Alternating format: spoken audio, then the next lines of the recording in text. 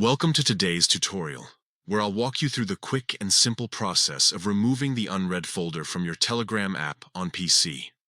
Whether you're streamlining your chat layout or just prefer a cleaner interface, this guide will help you get it done in seconds.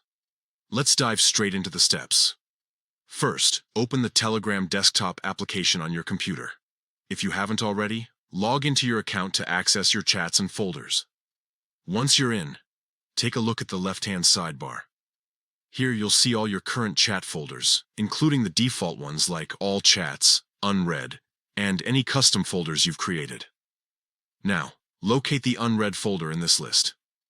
Right-click directly on the unread folder's name. A small context menu will pop up with several options. Look for the Remove button. It's usually at the bottom of this menu. Click it to proceed. Telegram will ask you to confirm this action to avoid accidental deletions. A dialog box will appear with a message like, "Are you sure you want to remove this folder?" Since the unread folder is a default feature, removing it won't delete any of your chats or messages. It only hides the folder from your sidebar. Click Remove or Confirm to finalize the change, and that's it. The unread folder will vanish from your sidebar immediately. Your chats remain intact, and you can still access unread messages through the All Chats folder or other custom filters. If you ever want to restore the unread folder, you can easily recreate it by adding a new folder in Settings and configuring it to show unread messages.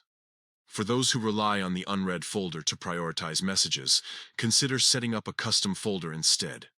Telegram allows you to tailor filters to include or exclude specific chat types, archived conversations, or muted groups. This way, you maintain control over how your inbox is organized without cluttering your sidebar. Thanks for watching. If you found this tutorial helpful, give it a thumbs up and share it with anyone who might need a hand with Telegram. Don't forget to subscribe for more tips and tricks to master your favorite apps.